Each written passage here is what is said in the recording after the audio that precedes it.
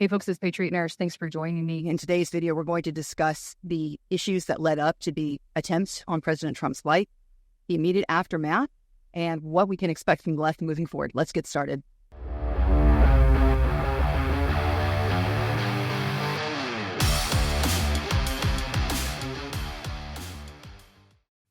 So friends, if you needed a banner on what the implications of DEI, diversity, equity, and inclusion are, then you saw it on full display. Without being too severe upon my sex, as an only moderately skilled shooter, I'm looking at the behavior of those four women. Only one of them comported herself with any type of self-control, any type of professionalism. If you wear a badge and a gun for a living, you should at a minimum be able to handle your pistol effectively and have basics of weapons handling down.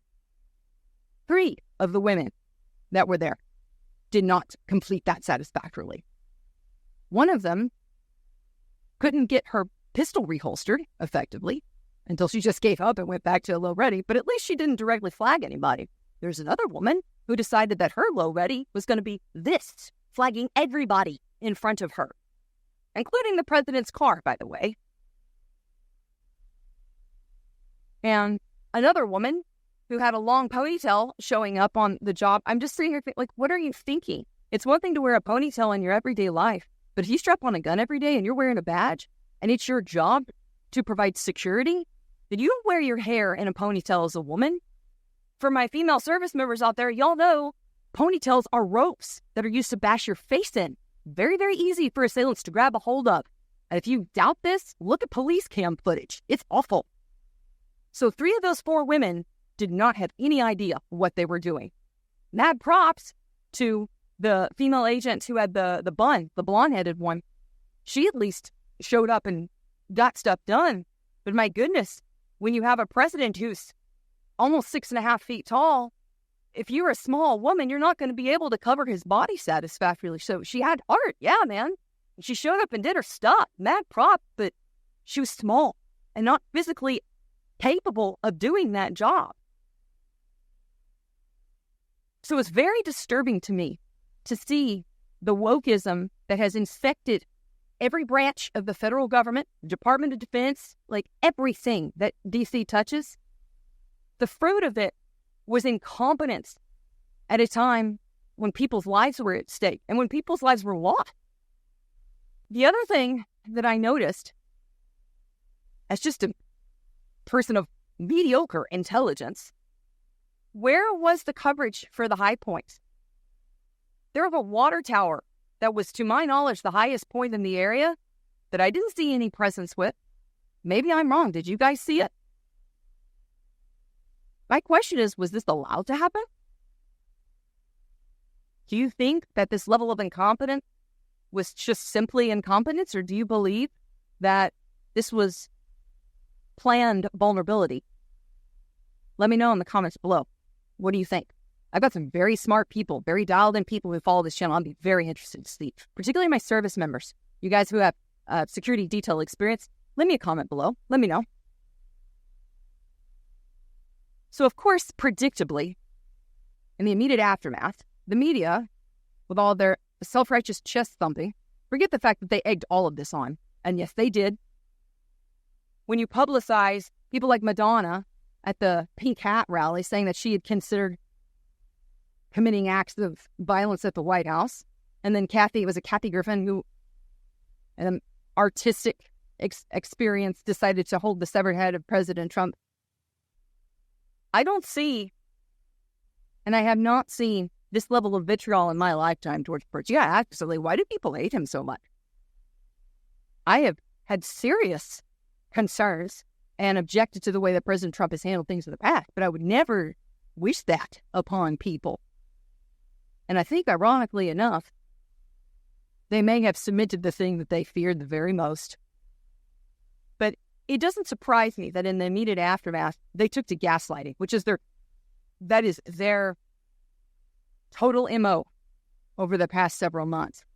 They're going to tell you things that aren't so and loudly proclaim that they are, and tell you that if you don't believe that they are so, you're the one who's messed up. So, of course, now the whole claim is, we got to drive down the rhetoric. We got to unite. Unite around what? Oh, we're all Americans. Really, are we? How many tens of millions of illegals have you guys brought in? No, we're not all Americans. Oh, we all love freedom. Do we? Really?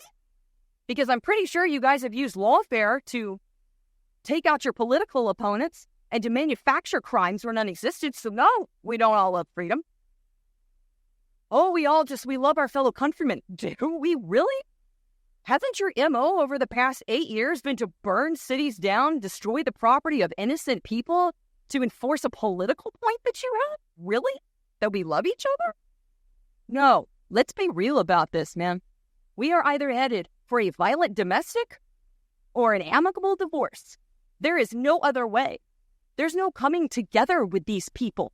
There's no peaceful coexistence. There was on our part, but they are not capable of it. And don't tell me that we all want the same things and we all want goodness, because one side of this equation is all for mutilating children and giving them chemical blockers, all for the purposes of checking off a box of wokeism. Don't tell me that evil doesn't exist. You're looking at it for half of the country. Do you think that there is a way to unite? I don't see it. Unite based on what? If you do think there is a way forward, if you do think there's a way to unite with these people, how is that possible? There's only one way that it's possible, and that's if we keep giving and they keep taking. Enough is enough. There is nothing that you have that I want. There is no type of company I wish to keep with you.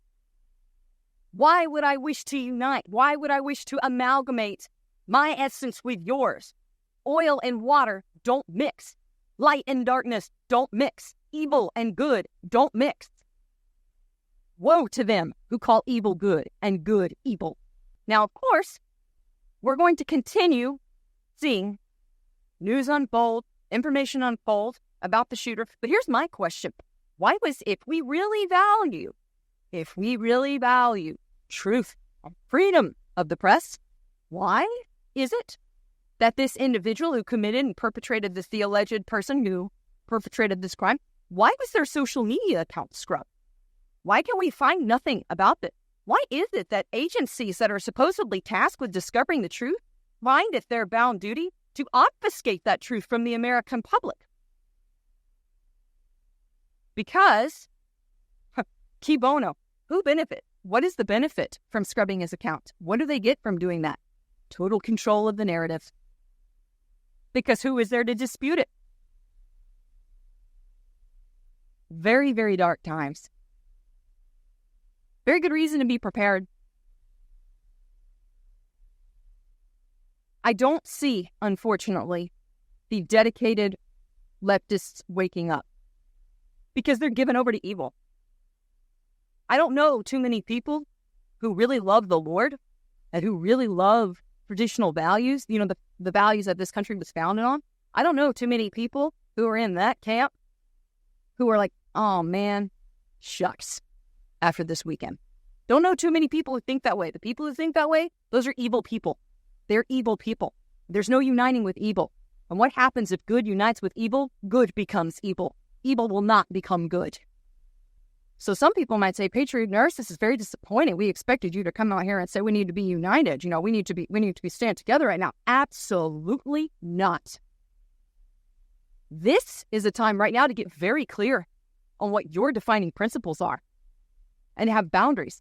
I can guarantee you, these people who have made it their life's duty, their raison d'etre, to overturn every boundary, they're not going to respect your boundaries. They're not going to respect good. You have to do your own enforcement of good. So I don't intend to unite with these people at all. And I don't see how a person who has any conviction on their beliefs could possibly do so. If anything, we need to be more resolute in where we're at and hold by our principles. I don't know what President Trump's going to say. But I do know this, the man was delivered from death. And our country was delivered from a chaos that no one alive can possibly imagine. You think the George Floyd riots were bad? That would not have held a candle to what would have happened if the variance would have been just a few inches the other way. And I really don't think I really don't think the left understand that. But I am very grateful. Our country witnessed a miracle. Our country witnessed a miracle. But in the words of Sir Winston Churchill, in describing the evacuation of British and Allied soldiers at Dunkirk, we must be very careful not to ascribe the attributes of a victory to this deliverance. Wars are not won by evacuation. It's a very dark time, and I intend to continue in my preparedness. Absolutely intend to continue in developing my skills of self-defense. Friends, we talk on this channel, the Patriot Nurse channel, the Beans, Bullets, and BandAids, on being prepared, on self-sufficiency, on survival and preparedness with a lens toward history. When you look at history, what we are seeing right now in our nation, this is the norm for the overall devolution of nations and empires. What we saw is the norm.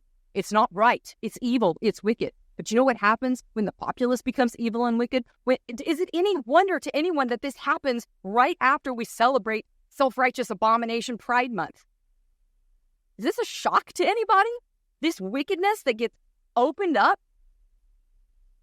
If we stand by our principles and we stand by our conviction, we have to look through the lens of history and see that this has been coming for a while, and now we're in the thick of it. So we have to be prepared for the future and be able to take care of our families. We do that with Beans, Bullets, and BandAids. Being able to meet our needs for feeding ourselves at home. Being able to defend yourself. I wonder what would have happened. I truly wonder. What do you think? If an armed citizen would have intervened, what would have happened? I don't know. Do you think it would have been pandemonium? Do you think it would have been chaos? Or do you think that it would have been a news story in and of itself? I don't know. But I do know this. These people are not going to tamp down their rhetoric. They are not about to unite with us. They're not about to cede their ground, because in their mind, the government is their God and all of their policies are their worship. When they chop breasts off of children and give them puberty blockers, that is their form of worship. When they parade through the streets of San Francisco in a pride parade with erect penises in front of children, that's their form of worship. Do you think I'm going to unite with that? Never. So we're prepared to defend ourselves. I don't expect anything from them other than for them to continue barreling headlong towards their and our own destruction insofar as we let them. And then the BandAids. The hospital right now is the last place that I want to go. It's become, unfortunately, heavily politicized since they drove all the decent nurses out and doctors out with COVID, get the jab or else. There's still, thank God, some good ones in there, but the last place that I want to go is into the medical industrial complex in the midst of this political environment. Got to be able to take care of your family's needs at home. That's why I do what I do. Those are my takeaways, friend. I am appalled at the state of our country. Can't say I'm surprised, but just because you get force-fed a dish that you don't like, it doesn't make it taste better over time. That's what I got for y'all. Leave me a comment below. Let me know what you think. I hope the video was helpful for y'all. If you enjoyed it, please subscribe. Share this with one person that you know would benefit from it. It's not a time to back down, and it's not a time to dilute our goodness with evil and call it uniting. For now, it's Patriot Nurse signing off, and I'll see y'all later. Bye.